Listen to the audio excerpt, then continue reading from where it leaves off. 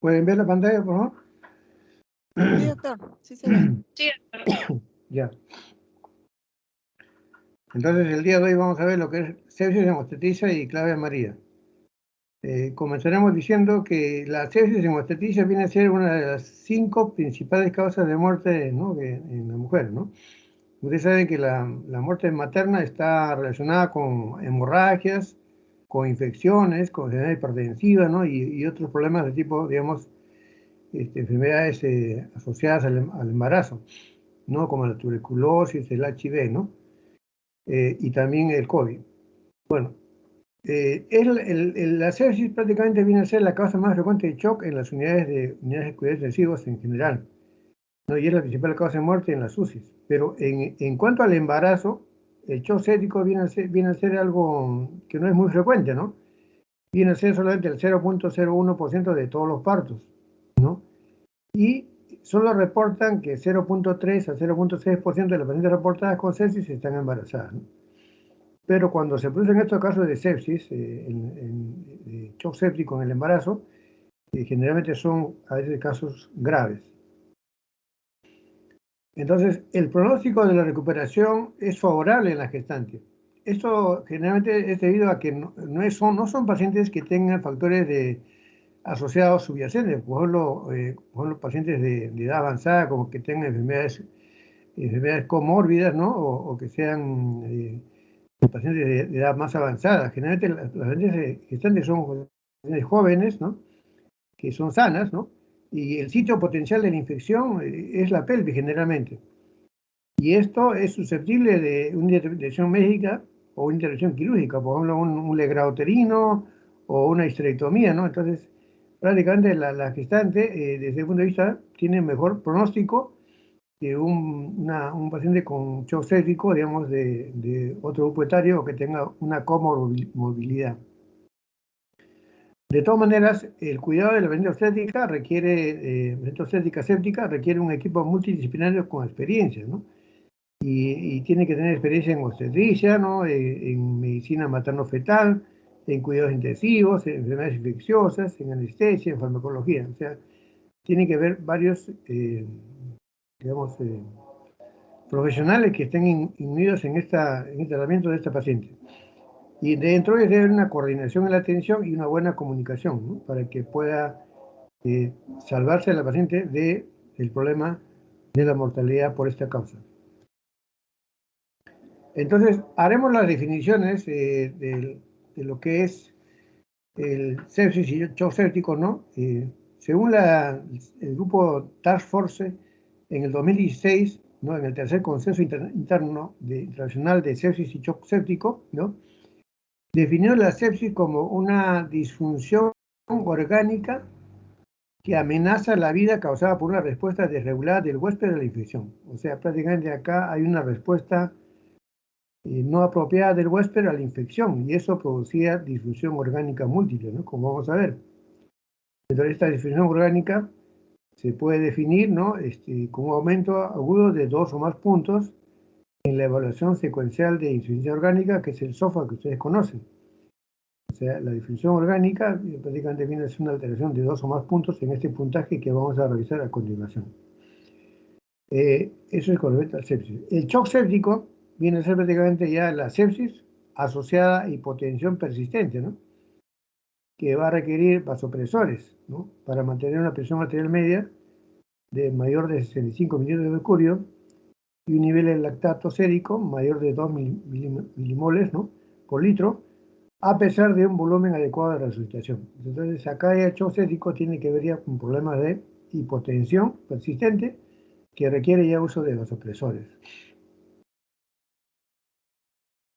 Entonces, lo que ustedes ya conocen en la puntuación SOFA, ¿no?, el Q-SOFA, puntuación rápida de SOFA, eso se puede utilizar para ayudar en la evaluación de sospecha de sepsis, ¿no? Y en este caso se tiene que evaluar la presencia de 3 criterios clínicos, ¿no?, en caso de que uno haga el diagnóstico de sepsis. Por ejemplo, ¿cuáles son los criterios? La presión arterial sistólica menor de 100 mililitros de mercurio, una frecuencia respiratoria mayor de 22 y un estado mental alterado, ¿no? Si dos o más criterios están presentes, entonces hay mayor riesgo de sufrir por resultados relacionados a sepsis. Acuérdense ustedes que no es necesario la fiebre, ¿no?, para determinar si la sepsis está presente. Hay pacientes que están hipotérmicos con sepsis. Entonces, esta escala de SOFA, ¿no?, que ustedes conocen, tiene que ver varios parámetros, por ejemplo, ve la variable del Glasgow, ¿no?, puntaje de Glasgow, ¿no?, ve la oxigenación a nivel, digamos, respiratorio, lo que es el PAFI, que es un índice de oxigenación, ¿no?, que viene a ser la relación entre la presión arterial de oxígeno y la fracción inspirada de oxígeno, ¿no? Ustedes saben que esto es normalmente mayor de 400, entonces el puntaje a medida que va descendiendo el PAFI, el índice de oxigenación, es cada vez es peor el puntaje en cuanto al SOFA, ¿no? Lo mismo tenemos en cuanto a la hipotensión arterial, ¿no?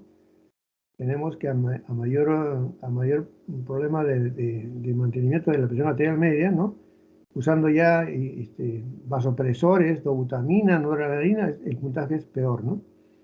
Lo mismo tenemos acá también la creatinina sérica, ¿no?, en flujo urinario de 24 horas, que a medida que va aumentando la creatinina también el puntaje aumenta.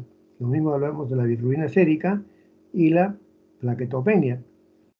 En una paciente, por ejemplo, con plaquetopenia ya menos de 100, y es una paciente muy comprometida, ¿no? Entonces, este es un cuadro donde podemos nosotros usar para definir el estado en que se encuentra la paciente en cuanto a la sepsis. Entonces, definiendo el shock séptico, ya les dijo nuevamente, repetimos, es un síndrome de etiología multifactorial desencadenado por una inadecuada perfusión sistémica aguda, ¿no?, que se caracteriza por desequilibrio entre la demanda y oferta de oxígeno. Entonces acá la alteración es sistémica y las consecuencias clínicas van a depender del grado de hipoperfusión, del número de órganos afectados y de la existencia de disfunción de los mismos. O sea, acá se trata prácticamente de una alteración de perfusión sistémica aguda. O sea, no hay digamos, hay una hipoperfusión a nivel de órganos vitales, ¿no? Y eso va a condicionar al shock séptico. Ustedes saben que dentro de la clasificación del shock que ustedes conocen, hablamos del shock cuantitativo y el shock cualitativo, ¿no? Dentro del shock cuantitativo tenemos aquellos shocks que están caracterizados por una disminución de volumen arterial, ¿no?, el shock hemorrágico principalmente, o aquellos que están disminuidos por el gasto cardíaco, el shock cardiogénico. Pero nosotros hablamos en este caso de un shock cualitativo, que es el shock séptico, ¿no?, en donde hay una disminución en la capacidad de extracción del oxígeno periférico, ¿no? Entonces, nuevamente repetimos, el shock séptico es la asociación entre la sepsis severa y el parámetro de la presión arterial media, que no se puede controlar a pesar de la adecuada administración de líquidos, ¿no? Hablamos de shock séptico. Y ustedes de cuadro ya lo conocen, en donde la sepsis no solamente puede ser debido a agentes patógenos como virus, hongos, parásitos o bacterias, ¿no?, sino también la sepsis puede ser debido también a problemas inflamatorios como trauma, ¿no?, pancreatitis, quemaduras, ¿no? Pero en medio tenemos la sepsis severa, que generalmente está causada por una combinación de ambos, ¿no?, el problema inflamatorio y el problema bacteriano, el problema de gérmenes, ¿no?, que están presentes. Entonces, para que uno pueda decir que hay criterios de sepsis, y ustedes ya lo conocen mejor que yo todavía, hay variables generales. Por ejemplo, tenemos acá que hay pacientes que pueden tener fiebre o hipotermia. Ya le dije que no, la fiebre no caracteriza a la sepsis, ¿no? Generalmente puede ser hipotérmico también. Vemos que hay una taquicardia, ¿no?, hay una taquipnea, hay una alteración del estado mental, ¿no?, y hay un edema significativo de balance hídrico positivo, ¿no?, hay una retención de líquidos, ¿no?, y lo mismo también puede haber un aumento de la glucosa, una hiperglicemia, ¿no?, en ausencia de diabetes. Estas son variables generales, ¿no? También encontramos variables inflamatorias en cuanto a que podemos encontrar una leucocitosis o una leucopenia, dependiendo del tipo de bacteria o germen que esté presente, ¿no? También vamos a ver que hay glóbulos blancos, generalmente en formas inmaduras, ¿no? Con división izquierda, ¿no? Hay un aumento de la proteína C reactiva plasmática y también de la procalcitonina plasmática, ¿no? Caracterizando este cuadro. Lo mismo tenemos en cuanto a los órganos, a una difusión orgánica múltiple, tenemos que hay una hipoxemia arterial. Ya les he dicho que es una disminución de la oxigenación, ¿no? Periférica. El PAFI está disminuido. Hay una oliguria también, ¿no? Un menor filtrado glomerular, ¿no? Aunque aumento de la creatinina sérica, ¿no?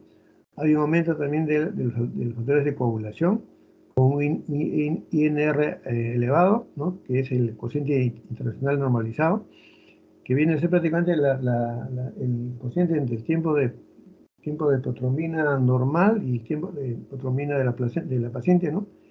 Que normalmente debe ser 1. En este caso está mayor de 1.5 y el tiempo parcial de tropoplastina mayor de 60 segundos. O sea, hay una alteración de la coagulación en general, ¿no? También tenemos otros órganos afectados, como es el intestino, hay un hilio, ¿no? Hay una trombocitopenia, disminución de las plaquetas, hay una alteración del hígado con una hiperbilirrubinemia. O sea, vemos acá órganos afectados, el pulmón, el riñón, la factor de coagulación, el intestino, ¿no? La sangre y el hígado, ¿no? También vamos a tener variables hemodinámicas en la sepsis. Hay una hipotensión arterial, ¿no? Una disminución de la presión sistólica menor de 90 milímetros de mercurio o la presión media menor de 70 milímetros de mercurio, ¿no? Lo mismo hay una variable de perfusión tisular, en donde nosotros vamos a encontrar el aumento del lactato en sangre, una hiperlactasemia y una disminución del llenado capilar periférico, ¿no? Una piel marmórea. Entonces, tenemos cuáles son las causas de sepsis y shock séptico en una paciente obstétrica. ¿Por qué razón una paciente obstétrica entra en este cuadro de sepsis o shock séptico? Generalmente hay causas obstétricas y causas no obstétricas, ¿no? Dentro de las causas obstétricas tenemos principalmente la corioamnionitis, aquella paciente que viene con membranas rotas durante largas horas, varias horas, ¿no? Y no se ha dado cuenta o de repente no ha sido diagnosticada a tiempo y hay una puerta de entrada a la cavidad amniótica y se produce la corioamnionitis, ¿no? Y esto puede condicionar, si pasan las horas, una endovenosis, ¿no? Posparto, y eso puede ser también posparto o poscesárea, ¿no? O también otra causa estética puede ser un aborto séptico, abortos provocados, abortos criminales, en donde la paciente es sometida a maniobras abortivas y le introducen líquidos contaminados dentro de la cavidad uterina, ¿no? También tenemos la tromboflebitis pélvica séptica, ¿no? O puede ser también una infección de herida de cesárea. Hemos tenido pacientes que han hecho celulitis severas del sitio operatorio con abscesos, ¿no? Inclusive hemos tenido que hacer debridaciones de heridas, pero algunas pacientes, por ejemplo, no son diagnosticadas a tiempo, esto puede condicionar una sepsis, ¿no? Al mismo tiempo, también la episiotomía también puede ser una causa de infección, sobre todo como está cerca a la región anal, por una contaminación, ¿no? Cuando no se toman las medidas, digamos, necesarias para que no se contamine esa zona. También dentro de la causa obstétrica tenemos procedimientos invasivos, sobre todo digamos, cuando uno está en el hospital, uno, por ejemplo, un cerclaje, que es digamos, el cierre del cuello uterino, digamos, para prevenir un aborto, puede contaminar digamos, con una estructura no estéril, ¿no? De repente hay contaminación, entonces el cerclaje se puede infectar, ¿no? O de repente la paciente es sometida, por ejemplo, quieren hacer un diagnóstico de una alteración genética, una cromosomopatía, y se hace una biopsia de biopsias coriales o una amniocentesis, ¿no? Y de repente se llevan gérmenes a la parte interna y esto puede condicionar una infección, una corioamnionitis interna. Luego tenemos el aborto séptico, nuevamente, como una causa, digamos, de repente que no ha sido cubierta adecuadamente, una vez que llega como aborto séptico y se le somete al legrado uterino y previamente no ha sido tratada con antibióticos, ¿no? También hay causas no obstétricas. Por ejemplo, tenemos la apendicitis aguda, ¿no? Tenemos la colecistitis, pancreatitis, ¿no? O sea, cualquier infección que pueda tener alguna paciente puede ser también en una paciente, una paciente obstétrica puede condicionar una sepsis, ¿no?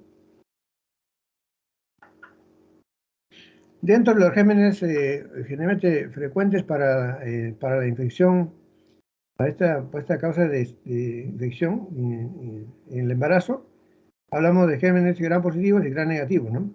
Pero también pueden haber otro tipo de gérmenes como son los virus, hongos o micobacterias. Dentro de los gérmenes causales más frecuentes tenemos las bacterias negativas, tenemos el E. coli, el 50%, ¿no? Y gram positivas tenemos estreptococo beta hemolítico con mayor frecuencia. O sea, esos son los gérmenes que generalmente producen infección durante el embarazo. Dentro de la fisiopatología,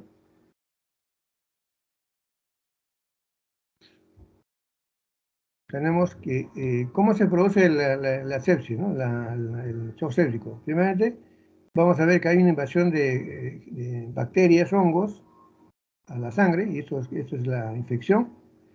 Entonces, los organismos se multiplican produciendo bacteriemia, fungemia, parasitemia, ¿no? Y esto van a provocar liberación de productos bacterianos, como son las exotoxinas y las endotoxinas, depende del tipo de germen que esté ingresando, ¿no? Y estos productos que se liberan, las endotoxinas y endotoxinas, van a provocar un daño endotelial y van a liberar, ¿no? A nivel de los macrófagos y monocitos, van a liberar las citoquinas.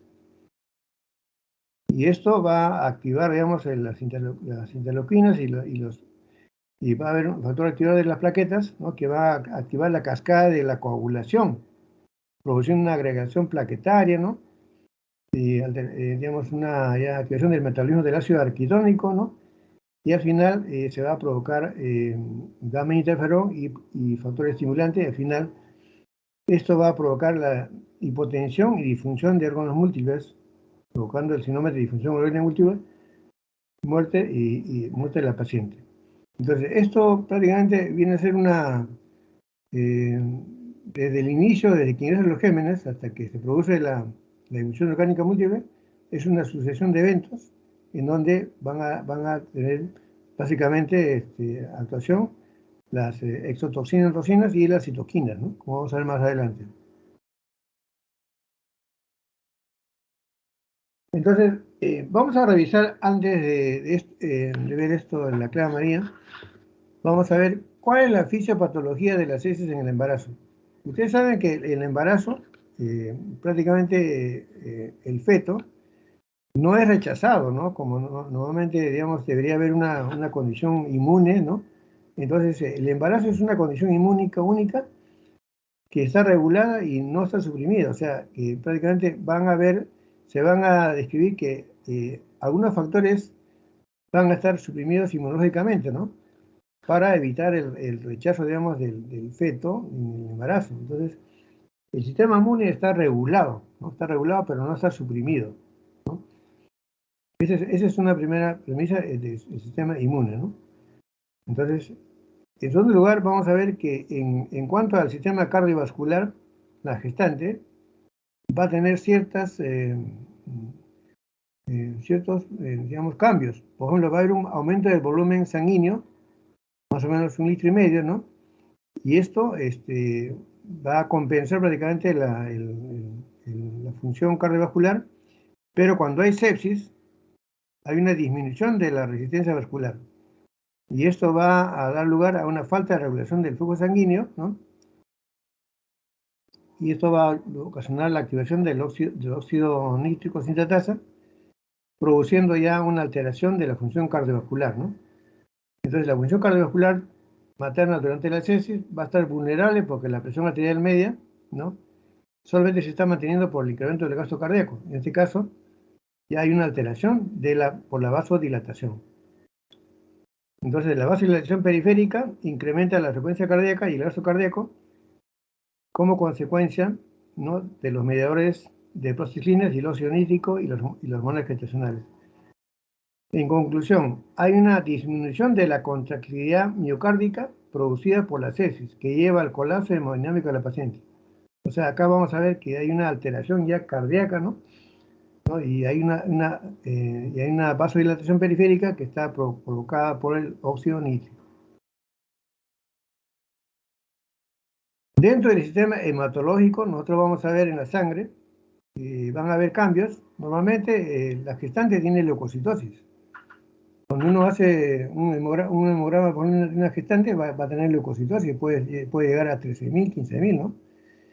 Y eso puede confundir. Entonces, la leucocitosis es relativa en la gestante, ¿no? También hay un incremento del fibrinógeno, ¿no? Hay incremento de los factores de coagulación normalmente. Hay una disminución de la proteína S y una disminución de la hemoglobina, ¿no? Generalmente por el mismo embarazo. Pero cuando hay sepsis, ¿no?, la trombocitopenia y las coagulopatías de consumo se van a asociar a la sepsis, ¿no? Y estos cambios pueden promover la formación de fibrina intravascular, ¿no?, condicionando lo que es la CID, la coagulación intravascular diseminada y el síndrome de disfunción orgánica múltiple. Entonces van ustedes a ver que hay una alteración en los factores de coagulación, ¿no?, y esto va a ocasionar el CID y el síndrome de disfunción orgánica múltiple. Desde el punto de vista respiratorio, una gestante normalmente va a tener el diafragma elevado, ¿no?, por el embarazo, más o menos 5 centímetros por encima de su nivel normal. Aparte de eso, va a aumentar también la circunferencia torácica, ¿no?, más o menos 6 centímetros compensatoriamente. Entonces el volumen ventilatorio de la mujer va a estar, ¿no?, aumentado, ¿no? Van a aumentar la captación de oxígeno por estas causas. Entonces va a haber una disminución en la capacidad residual, una disminución en la capacidad de volumen residual, ¿no?, de una gestante. ¿Qué pasa cuando hay la sepsis? En el sistema respiratorio va a haber la presión y la permeabilidad se va a ver incrementada, ¿no?, en la microvasculatura pulmonar, liberando o promoviendo la acumulación de agua extravascular, o sea, lo que se llama el edema pulmonar, ¿no? O sea, hay una disminución de la presión colodemótica y esto facilita el desarrollo del edema y la disminución de la extensión pulmonar. Y esto va a ocasionar aumento de la hipoxemia, una falla pulmonar y un síndrome de distrés respiratorio agudo. Entonces, acá ya ocurren mediadores inflamatorios que van a ocasionar el edema pulmonar. En el riñón, normalmente en una gestante el riñón va a aumentar de tamaño, 1,5 centímetros, ¿no? También va a aumentar la filtración glomerular 50%. Y normalmente una gestante tiene hidronefrosis, ¿no?, por la compresión, digamos, del feto a nivel del árbol urinario del uréter, ¿no?, o de la vejiga, ¿no?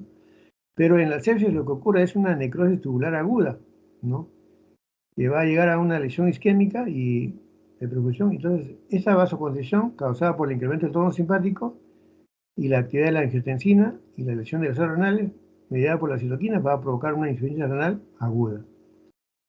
Entonces vemos acá que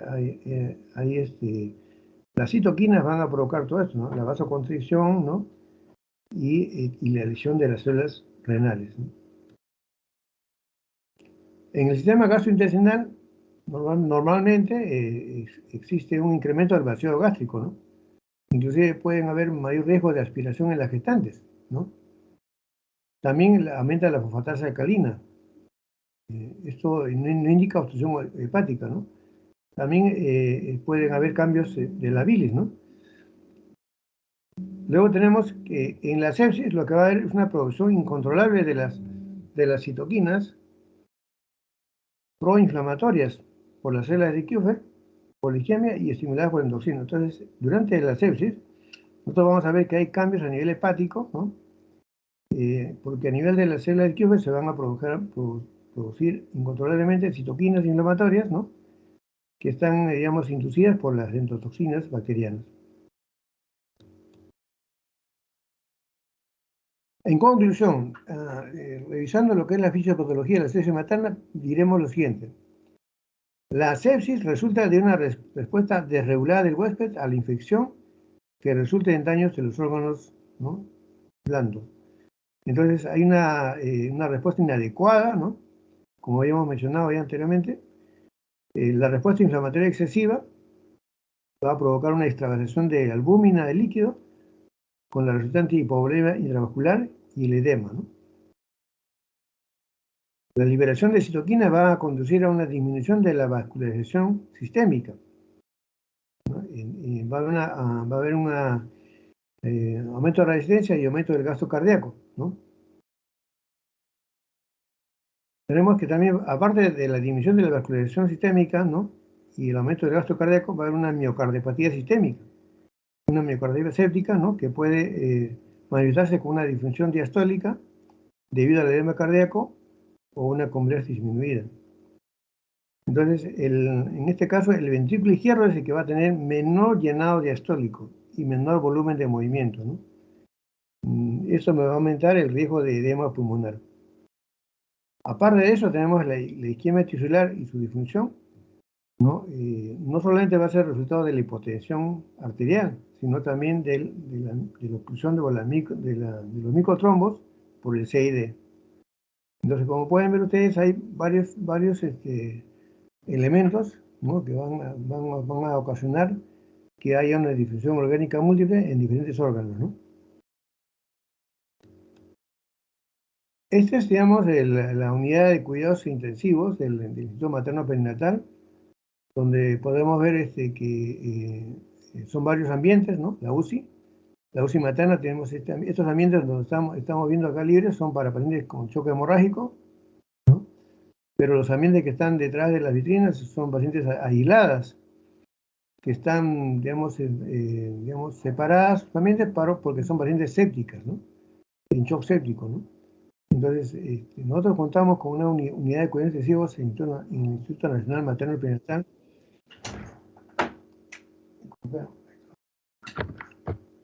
Un ladito, disculpe. Ya. Entonces, en el Instituto Materno Perinatal tenemos nosotros una unidad que es prácticamente la mejor en el Perú, ¿no? Y los médicos de la UCI prácticamente son muy expertos en el tratamiento de pacientes con shock séptico o depende de choque hemorrágico o problemas, digamos, de preeclampsia que pueden haber, ¿no? Entonces tenemos acá que el choque tóxico generalmente comienza de repente puede comenzar en una cama de hospital, ¿no? Una paciente que está, una corionitis que está abandonada, por ejemplo, acá, en una sala de parto que no le vienen atención y está haciendo una infección, por ejemplo, por venas rotas, por una RPM, está haciendo una corionitis y esta paciente va a hacer una sepsis, ¿no? Entonces nosotros debemos tener cuidado, ¿no?, de tener en el manejo de la clave de María, debemos de hacer, digamos, primeramente sospechar todas las pacientes que están, digamos, con riesgo a estar infectadas, a tener enfermedades graves, ¿no? Nosotros debemos hacer una identificación temprana de la sepsis. O sea, todo paciente que tiene riesgo de sepsis debemos identificarla tempranamente. ¿Para qué? Para iniciar la terapia, digamos, en forma temprana también. El manejo tiene que ser multidisciplinario. O sea, ya les he dicho que tiene que haber no solamente el médico general, el médico especialista, el ginecólogo, tiene que haber el médico intensivista, tiene que estar también el médico cardiólogo, el anestesiólogo, ¿no? Tiene que estar el laboratorio, la enfermera, la obstetriz para ver el feto y el técnico de enfermería, ¿no? Entonces es un manejo multidisciplinario del manejo de la sepsis materna y el shock séptico. En cuanto a la clave María, les digo, existe lo que se llama la hora dorada, o sea, la reanimación inicial. Nosotros debemos reconocer, apenas llegue la paciente a la emergencia, o ustedes que están, por ejemplo, atendiendo en su centro de salud, deben reconocer tempranamente la sepsis, ¿no? Y deben de tratar de mantener una perfusión tisular dentro de las primeras 6 horas, ¿no?, que significa prácticamente la supervivencia del paciente. Esa reanimación tiene que ser protocolizada, o sea, prácticamente tan pronto sea reconocida, esa paciente, si está en shock séptico, debe ser ingresada a la UCI, ¿no? porque está con hiperposición tisular, ¿no? Entonces debe ingresar a la UCI para que sea compensada. Dentro de la clave María también nosotros debemos tener que deben haber metas, ¿no? En las 6 primeras horas de tratamiento de estas pacientes. La meta, ¿cuál es? Primeramente, mantener una presión venosa central entre 8 y 12 mililitros de mercurio. Debemos de mantener una presión arterial media mayor de 65 mililitros de mercurio, ¿no? Tenemos que tener un gasto urinario, ¿no? Mayor de 0.5 mililitros por kilogramo por hora y una saturación venosa de oxígeno mayor del 70%. Entonces, esas son las metas que nosotros debemos mantener en las 6 primeras horas para tratar de que la paciente se pueda salvar, ¿no? de la muerte. Hace poco había una denuncia de que una paciente ingresa a un hospital y fue un dolor abdominal, en el periódico salió, fue un dolor abdominal, la señora se internó, ¿no? Creo que fue de Bagliati, se internó y la señora estuvo hospitalizada, no le dieron importancia y prácticamente a las 12 horas la paciente falleció. ¿Y cuál fue el diagnóstico? Shock séptico. No se dieron cuenta. Entonces, por favor, las 6 primeras horas tienen que mantener ustedes estos parámetros importantes, ¿eh? Tenemos también que en cuanto a la hora dorada, o sea, las primeras horas de tratamiento, lo que debemos hacer es, primeramente, hacer un examen físico completo de la madre. O sea, hacer una historia clínica completa con un examen físico completo, ¿no? Y ver la evaluación general, o sea, ver cómo están todos los órganos, ¿no? Ver los pulmones, el corazón, los riñones, ¿no? Y si está embarazada, ver también al feto, ¿no? Y el feto tiene que evaluarse, digamos, mediante una auscultación o empleo del Doppler fetal, si se dispone, o una ecografía, ¿no? Entonces son dos pacientes, generalmente las gestantes son dos pacientes, el feto y la madre, ¿no? Inmediatamente que la paciente sea diagnosticada de sepsis, ¿no? Debe de asegurarse 2 accesos venosos con catéter 16 o 18. Uno para poner líquidos, ¿no? A chorro, y el otro para poner sangre o hemoderivados. Debemos de proporcionar oxígeno en mascarilla o en cánula a la paciente, porque imagínense que esta vez está en hipoxemia. Aparte de eso, debemos de colocar una sonda vesical, ¿no? Con una bolsa colectora para medir el gasto urinario, ver cuánto está orinando la paciente, ¿no? Y mantener una temperatura corporal adecuada, porque hay pacientes que están en hipotermia, ¿no? O de repente puede ser que esté con fiebre, entonces la temperatura tiene que ser mantenida a sus niveles adecuados. En cuanto al laboratorio, nosotros debemos de hacer las órdenes, el interno hace las órdenes, ¿no? del laboratorio.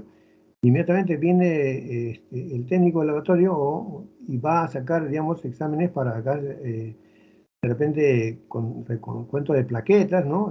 Ver los factores de coagulación, cómo está el tiempo de protrombina, tiempo de tromoplastina, ver qué grupo sanguíneo tiene y factor de H para transfusión sanguínea, ver cómo está el lactato sérico, cómo está la velocidad de sedimentación globular, la PCR, investigar la función renal, ¿no? Con las pruebas de función renal, la función hepática con pruebas hepáticas, ver la glicemia, el fibrinógeno. Importante, señores, es los hemocultivos.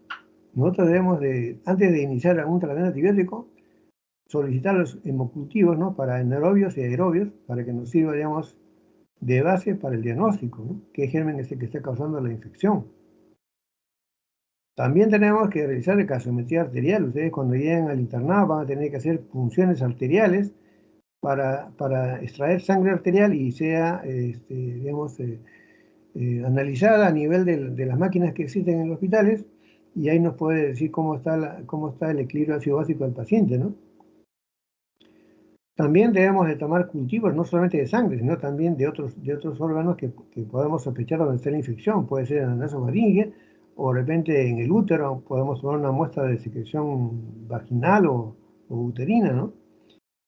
Tenemos que iniciar una protección gástrica. Esos pacientes pueden hacer hemorragias, digamos, usar el estrés. Debemos usar la ranitidina o el omeprazol, ¿no? De acuerdo a la disponibilidad del centro médico. Importante es que debemos de, como ya les he dicho, debemos de iniciar los cultivos. Antes de los antibióticos, sin que retrase esto, 2 cultivos de sangre, ¿no? Para aerobios y anaerobios. Es importante, jóvenes. Lo mismo eso, tenemos que realizar estudios de imágenes para ver dónde está el foco localizado, ¿no? Por ejemplo, en una paciente obstétrica podemos usar la ecografía transvaginal, radiología, ¿no? Si hubiera resonancia magnética o tomografía para ver otros órganos, ¿no? También se debe iniciar ya de inmediato, en la primera hora, antibióticos. Una vez que se ha sacado la muestra de cultivos, debemos iniciar los antibióticos en forma precoz, ¿no? Una vez que se ha reconocido el shock séptico o la sepsis severa, ¿no? ¿Y cómo es el antibiótico? Debe ser en forma empírica, o sea, no podemos en ese momento escoger nosotros qué antibiótico es el ideal. Tenemos que mantener un tratamiento triple, ¿no? Que normalmente se usa en los hospitales, ¿no? De manera empírica, hasta que tengamos nosotros digamos, los cultivos definitivos, ¿no? Y estos antibióticos tienen que ser, digamos, de amplio espectro y concentraciones adecuadas que penetren al tejido, ¿no? Donde es la fuente de la sepsis, ¿no? Entonces nosotros tenemos que, para escoger los antimicrobianos, tenemos que primeramente tener en cuenta que no sea alérgica al medicamento, pues, ¿no? Y que no haya recibido el mismo antibiótico 3 veces previos, ¿no? Que no haya resistencia al antibiótico. O cuando de repente la paciente tenga una enfermedad subyacente, pues no puede ser, depende de tener una enfermedad subyacente como diabetes o otro tipo de enfermedades, ¿no? Y ver el patrón de susceptibilidad de los patógenos en la comunidad. De repente puede ser que en el centro hospitalario haya de repente algún germen intrahospitalario que está causando la infección del paciente, ¿no? Entonces ver eso, previamente que se documente esa situación. Entonces, dentro de los esquemas para manejo de la sepsis, séptico, debemos manejar terapia triple, ¿no? Hay varios esquemas, ¿no? Como lo podemos usar penicilina, clindagenta, endovenoso, ¿no? Este es un esquema, ¿no? También podemos usar ampiclindagenta, ampicilina con subatán, ¿no? Como son de esquema, ¿no? O lo que normalmente usamos en la maternidad, por ejemplo, nosotros cuando llega una paciente y va a iniciarse terapia para el shock séptico, sepsis, usamos ahí ceftriaxona, le ponemos 1 o 2 gramos endovenoso cada 12 horas, ¿no? Usamos clindamicina, 600 miligramos o 900 miligramos cada 8 horas, o 600 cada 6 horas, ¿no? Y amicacina, y también podemos usar el metronidazol. El metronidazol es un medicamento muy bueno para el tratamiento de sepsis. Entonces, puede ser ceftra amicaclinda o ceftra amicacina metronidazol. Entonces, son terapias triples que podemos usar, digamos, de inicio, hasta que de repente, pues en el cultivo sale ya que necesitamos otro tipo de antibióticos mucho más específicos y más caros, ¿no? Los meropenem, entonces otro tipo de antibióticos que podemos usar. Nosotros cuando vemos una paciente con shock séptico, con sepsis materna, lo primero que debemos hacer es restituir los líquidos. Importante usar cristaloides, o sea, la solución salina 9 por 1000, importante. Debemos de ponerlo a chorro, prácticamente 300 a 500 mililitros a chorro en 30 minutos, ¿no? Con los coloides prácticamente, manteniendo una presión venosa central mayor de 8, ¿no? Milímetros de mercurio, ¿no? A razón de 30 mililitros por kilogramo de peso. Importante es esto, de comienzo, en la vía que ustedes han puesto, administrar líquidos, ¿no? En una vía. Y en la otra vía pueden transfundir glóbulos rojos, ¿no? Para mantener sangre, para mantener una hemoglobina mayor de 7 gramos por decilitro. Entonces, es importante en una paciente con shock séptico, sepsis, instalar los líquidos, ¿no? Cristaloides o coloides, ¿no? Para mantener esta presión venosa central. También debemos de usar vasopresores para mantener una presión venosa arterial media mayor de 65 mililitros de mercurio, en el caso de que no podamos nosotros mejorar la presión arterial con los líquidos. Entonces, en este caso, podemos usar como primera elección la noradrenalina. La noradrenalina, ¿no? es el medicamento vasopresor de elección. No se debe usar adrenalina, fenilefrina o vasopresina, ¿no? Entonces, la noradrenalina es la primera elección. Y aparte pueden usar también dopamina en pacientes seleccionados que tengan riesgo de arritmia, ¿no? O disfunción ventricular sistólica, ¿no? O la dobutamina en caso de que haya disfunción miocárdica o cuando existe una hiperfunción con volumen intraocular y tensión arterial media adecuado, ¿no? Entonces vamos a ver que estos vasopresores, ¿no?, son importantes, sobre todo usar la noradrenalina. Los corticoides son los únicos medicamentos que se usan en el shock séptico. Esto no se usa ni en el shock hemorrágico ni en el shock séptico, se usa corticoides. Está hablando de shock séptico, no en sepsis, shock séptico. ¿Y qué corticoides voy a usar? La hidrocortisona, ¿no? Eso generalmente cuando la hipotensión no responde al manejo de fluidos o vasopresores, ¿no? Entonces se prefiere a la hidrocortisona que a la dexametasona. ¿Cuánto debo usar? 200 miligramos por día de hidrocortisona. Por ejemplo, si la paciente no tiene shock, no debo usar corticoides, ¿no? Entonces, los corticoides deben retirarse una vez que se retiren los vasopresores.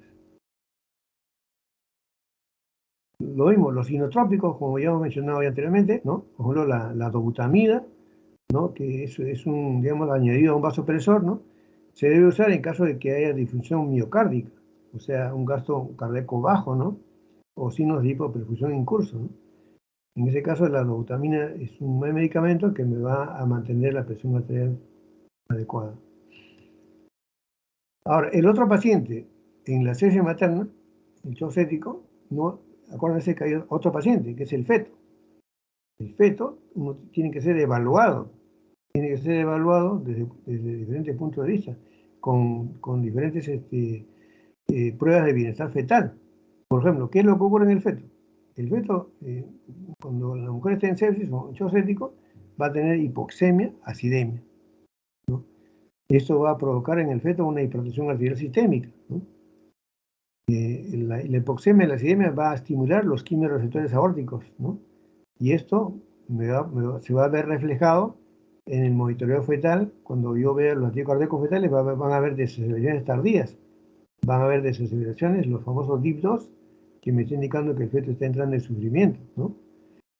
También, por la estimulación de los quimiorreceptores aórticos, va a haber una redistribución de flujos.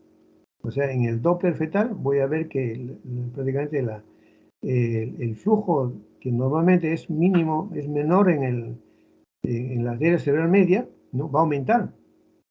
¿Por qué va a aumentar el flujo en la arteria cerebral media? Porque va a haber un incremento de flujo, porque el feto trata de conservar, digamos, órganos vitales como son el corazón, cerebro, las adrenales. Entonces, va a haber un aumento de la arteria cerebral media y una disminución del flujo a nivel periférico, ¿no?, una vasodilatación periférica. Entonces va a disminuir el flujo en el hígado, en el pulmón, en riñones. Entonces, de esa manera, el líquido amniótico va a estar disminuido también, porque al haber un flujo disminuido a nivel de los riñones, va a haber una disminución en el filtrado glomerular y disminución en la producción de líquido amniótico. Entonces, un feto que está con disminución de líquido amniótico está en sufrimiento fetal, ¿no? También la hipoxemia me va a ocasionar disfunción celular a nivel del sistema nervioso central. Y eso lo puedo yo detectar mediante la prueba digamos, del perfil biofísico fetal. En un perfil biofísico fetal voy a encontrar que el feto está con disminución de movimientos fetales, con disminución de movimientos respiratorios, ¿no?, con un monitoreo fetal no reactivo. Entonces, el perfil biofísico fetal, ¿no?, me va a indicar, digamos, por debajo de 6 sobre 10, ¿no? Normalmente en esto se evalúan 5 parámetros, pero en este caso están disminuidos los parámetros y vamos a indicar que el feto está con perfil biofísico alterado, ¿no? Lo mismo, al haber redistribución de flujos, ¿no?, el feto va a tener al final una falla cardíaca. Y antes de que tenga la falla cardíaca, yo lo puedo determinar mediante el Doppler del ducto venoso. O sea, yo hago un Doppler del ducto venoso. ¿Qué es el ducto venoso? Es una vena que está comunicando la vena umbilical con la vena cava inferior. Y en ese espacio yo voy a hacer una insonación y voy a ver que el ducto venoso está con la onda negativa. Entonces veo el ducto venoso alterado, entonces me está indicando que este feto está en riesgo de tener falla cardíaca inminente. Y ese feto debe de sacarse del vientre materno lo más antes posible, ¿no? Entonces, como pueden ver ustedes, hay varias pruebas que yo puedo usar. Puedo usar el monitoreo fetal electrónico, puedo usar la ecografía Doppler, puedo usar el perfil biológico fetal, puedo usar el doble del ducto venoso, ¿no? Entonces, son pruebas de bienestar fetal que me indican que el feto puede estar en riesgo de morir.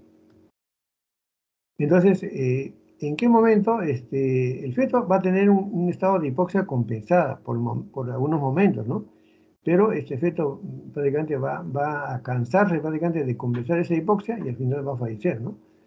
Y puede tener inclusive un daño neuronal o discapacidad secundaria grave, ¿no? Entonces nosotros tenemos acá que para la vigilancia fetal debemos hacer un plan de seguimiento, ¿no?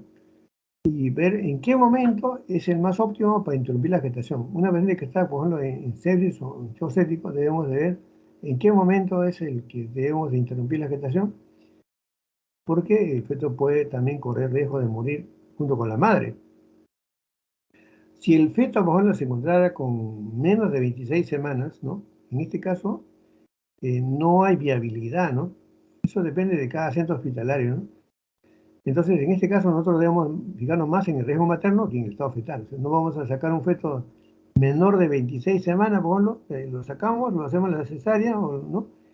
O iniciamos el parto, y el feto se va a morir por una prematuridad extrema. Entonces, no conviene. Entonces, ya le digo que hay que ver la viabilidad del feto, o sea, digamos, ver el potencial de vida extrauterina, importante, ¿no? Con la monitorización fetal, o sea, hay que ver qué posibilidades de vida extrauterina tiene, de supervivencia extrauterina tiene el feto. Puede ser que el feto, digamos, esté llegando a término, por ejemplo, 36, 34, 35, 36 semanas, entonces es un feto ya que tiene capacidad de vida extrauterina, pero no así un feto, por ejemplo, menos de 26 semanas, ¿no? En algunos casos, por ejemplo, debemos indicar la interrupción del embarazo, por ejemplo, cuando ya la mamá está demasiado grave, ¿no? Está en un deterioro considerable del estado materno, en donde no hay nada que hacer, la mujer está con una infección orgánica múltiple, premorte, entonces tratar de salvar al feto, ¿no? O de repente la mujer está saliendo del cuadro y el feto no está creciendo adecuadamente o tiene anidramios, porque ya les he dicho, el anidramios es un signo de sufrimiento fetal agudo porque el feto no orina. Alerta, cuando el feto no orina, hay anidramios, no funciona el riñón, entonces el feto está haciendo vasoconstricción a nivel del riñón, ¿no? O cuando tiene un flujo diastólico reverso de la arteria uterina, ¿no? O de la arteria del ducto venoso, ¿no? Lo mismo tenemos que ya si el feto está maduro, ¿no? O sea, se ha madurado el pulmón del feto digamos, se ha comprobado por amniocentesis que el feto está con pulmón maduro, también ya es mejor que nazca, ¿no? Para que no corra riesgo de la infección interna. Entonces, dentro de la clave María, como ya le he dicho, esto se activa cuando llega una paciente a la emergencia y van a haber varios factores que van a intervenir. Entonces, vamos a ver acá, antes de ver esto, vamos a ver qué es lo que van a hacer ustedes si es que se encuentran ustedes en su centro de salud. Bueno, si ustedes están en su centro de salud, en Corocochoy, ahí solitos, y les llega una paciente, por ejemplo, en la noche o de repente en un momento del día, y ustedes diagnostican que esa paciente está en sepsis o en shock séptico, deben de activar en el establecimiento la clave María. ¿No? Entonces, ¿cómo activan? Deben actuar según el manejo adecuado, según protocolo. Ustedes deben fijarse si en su centro de salud ustedes lo pueden manejar o no lo pueden manejar. Si lo pueden manejar, ¿no? De repente pueden estar haciendo el serum, depende por suerte, pero en un hospital, o depende están en un lugar donde hay unidades de cuidados intensivos, ¿no? Pueden manejarlo, bueno, queda ahí la paciente. Pero si no existe capacidad resolutiva, tienen que hacer, digamos, coordinar la referencia de los medios más rápidos, coordinar dónde lo van a mandar. Y para coordinar cómo lo van a mandar, primeramente tienen que verificar requisitos de referencia. Primero tienen que estabilizar al paciente, no lo van a mandar sin vía. Tienen que poner una viento venosa permeable, por si posible, ¿no? Y tienen que poner sus medicamentos, ¿no? Y mandarle con su kit de medicamentos, ¿no? Ya les he dicho, los antibióticos, los corticoides, ¿no? Los vasopresores, si es posible, ¿no? Todos los medicamentos que usamos. Y usar un medio de transporte establecido previamente. Ustedes cuando lleguen a un lugar donde van a hacer su salud, ustedes no se van a dedicar a ver pues, cómo está el paisaje, tiene que ver ¿Qué hago acá? A ver, si me da una emergencia, ¿cómo hago yo para traer una paciente? ¿Cómo hago para trasladarla, para moverla, para llevarla a un hospital lo más pronto posible? ¿Dónde hay una movilidad? ¿Quién tiene movilidad en el pueblo? ¿Hay alguna movilidad? ¿Tienen ambulancia? ¿O tienen alguna, digamos, de repente con radio pueden movilizarse con helicópteros? No sé, ¿tienen algún tipo de, digamos, de movilidad urgente? Eso tienen que ver ustedes, ¿no? Y tiene que acompañar el personal de salud con mayor competencia. Entonces, el médico no le van a mandar a la paciente en la ambulancia o de repente en otra movilidad como el técnico de enfermería, pues, ¿no? Tiene que llevar el personal de salud con mayor experiencia, ¿no? En este caso el médico, ¿no? Para manejo del caso y llevar a un familiar.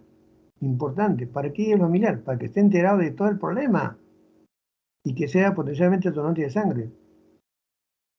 Hay que llenar una ficha de referencia correspondiente adecuadamente, ¿no? Hay que llenar una ficha de referencia donde ustedes van a llenar todo lo que han hecho con la paciente, el diagnóstico, los focos probables y que se ha hecho y esto se lleva al lugar donde ustedes van a referir. Una vez que se refiere a la paciente, durante el transporte, ¿qué van a hacer? Tiene que viajar junto a la paciente y monitorizar constantemente sus funciones vitales, ¿no? Hay que dar los cuidados de emergencia, hay que administrar los medicamentos que fueran necesarios, ¿no?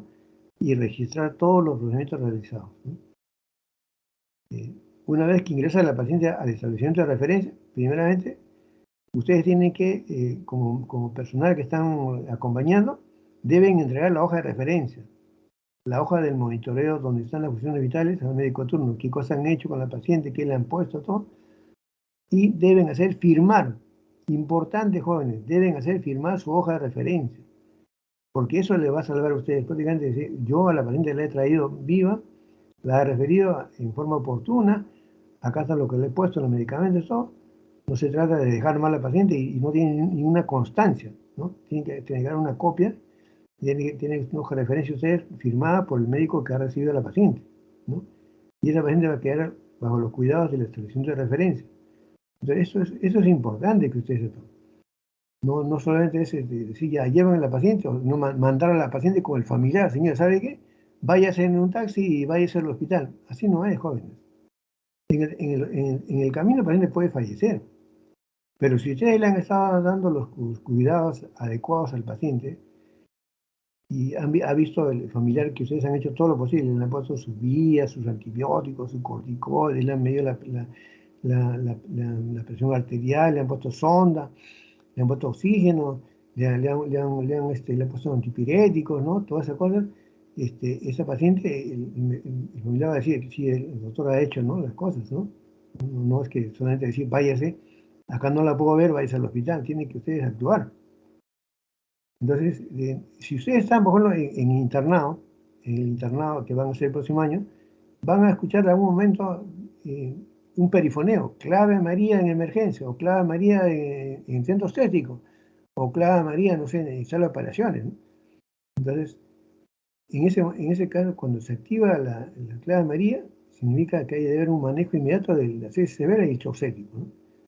Entonces, esto, primeramente tienen que haber varios actores, ¿no? El médico general, el médico especialista, el intensivista, la enfermera, la obstetriz, el técnico de enfermería. Entonces, ¿qué es lo que deben hacer ustedes? Ya esto vamos a repetir un poco ya porque lo hemos mencionado. El médico general va, el médico, en todo caso el residente, el interno, y el asistente también, van a evaluar, diagnosticar, ¿no? Si se trata de un shock séptico o de una sepsis, ¿no? Ver las funciones vitales, el estado de conciencia y el estado clínico general, o sea, evaluar a la paciente en general, desde la cabeza hasta los pies, ¿no? Tiene que ser una evaluación también del feto, ¿no? Si estuviera gestando, ¿no? El tratamiento, según el caso, ¿no?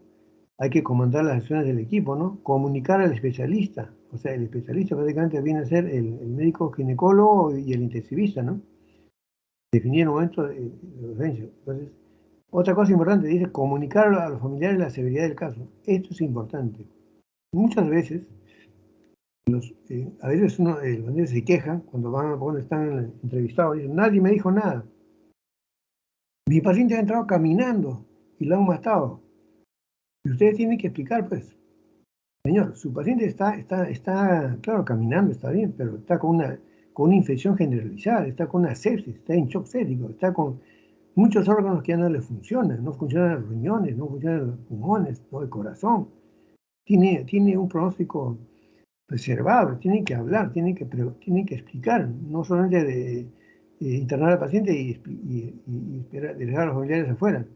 Es importante comunicar entonces la severidad del caso, ¿no? El médico intensivista lo que va a hacer es, ya les he dicho, hacer la punción venosa central en la subclavia para medir la presión venosa central, ¿no? Luego de eso, él también va a hacer el manejo de los sintrópicos, los corticoides, los diuréticos, ¿no? Y lo va a manejar en UCI. Y aparte de eso, el médico intensivista nos va a decir, en algún momento al ginecólogo le va a decir, doctor, hay que desfocalizar. ¿Qué cosa significa desfocalizar? Significa, por ejemplo, retirar el foco infeccioso.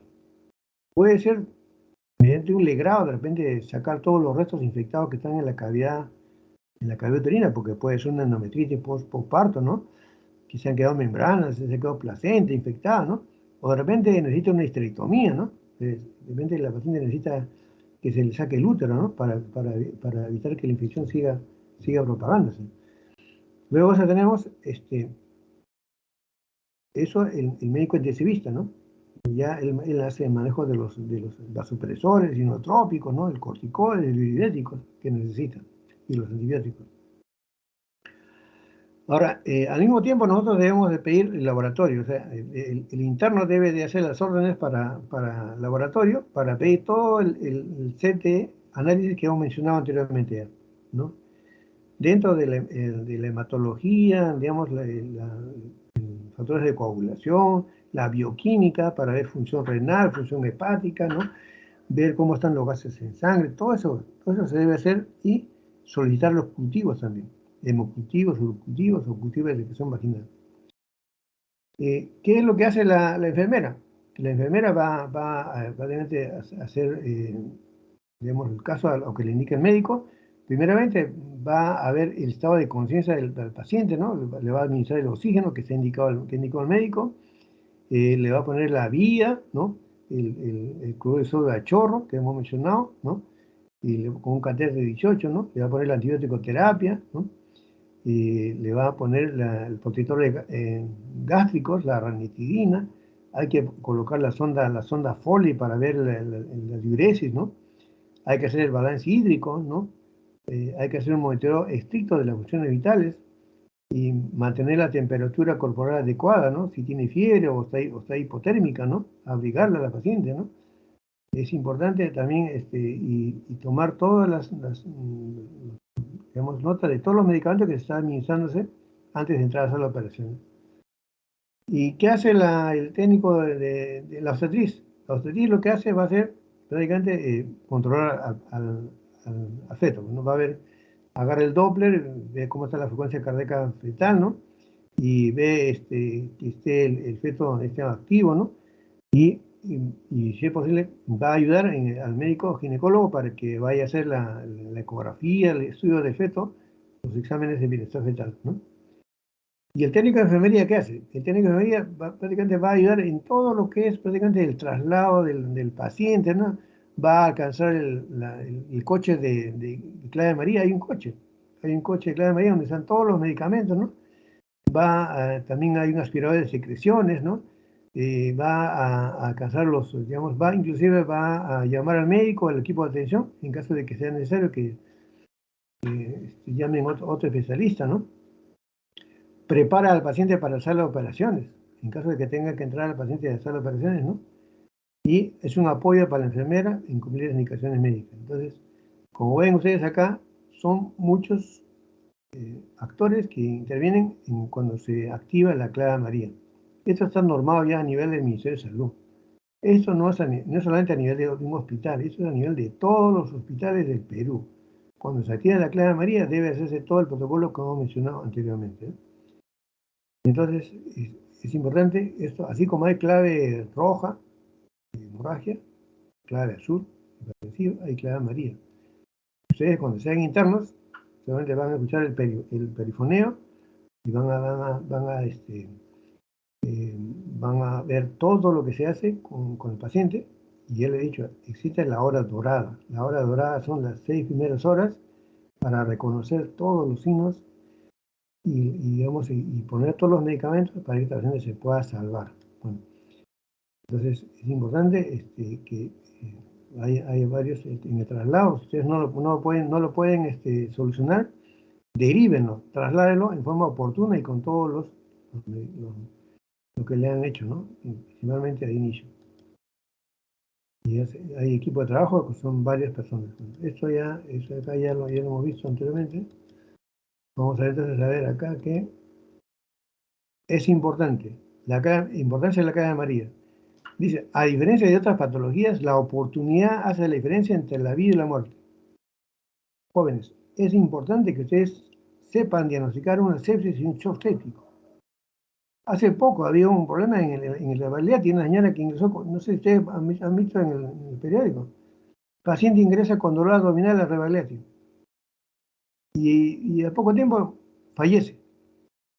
Y diagnóstico, shock séptico. O sea, nadie se da cuenta que había shock séptico. Por favor, hay que sospechar el diagnóstico, ¿no? Para que se tome oportunamente las decisiones y el manejo oportuno. Ustedes cuando vayan a actuar como médicos, ¿no? Ustedes están formándose para eso, van a actuar de esta manera, ¿no? Tratando de salvar a la paciente de la garra de la muerte. Prácticamente de ustedes depende, ¿no? Que la paciente se pueda salvar. Si ustedes reconocen y hacen el inicio del tratamiento a tiempo, la paciente se va a salvar. Pero si la paciente, bueno, está ahí y ustedes no han actuado, lo único que van a lograr es aumentar una muerte materna más en el Perú. Para eso se están formando. Ustedes están acá para eso, para que puedan actuar y disminuir la mortalidad materna, que es el seminario que vamos a ver a continuación. Va a haber un seminario y van a ver ustedes que la mortalidad materna en el Perú todavía no se ha solucionado. Muy joven, eso es lo que les quería comunicar. Vamos a pasar al seminario. Son las 12 del día, 7 minutos. Voy a dejar de compartir. ¿Alguna pregunta, por favor? ¿Alguna pregunta?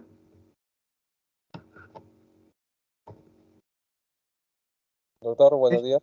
Sí, dime. Sí, en caso donde mencionó sobre la vigilancia del feto, en caso de que estemos, ¿no? A medida que se vigile, encontramos, ¿no? Al paciente con desaceleración, el feto con desaceleraciones, hipoactivo, y nosotros estamos dentro de la primera hora haciendo el manejo de la madre, ¿no? Adecuadamente.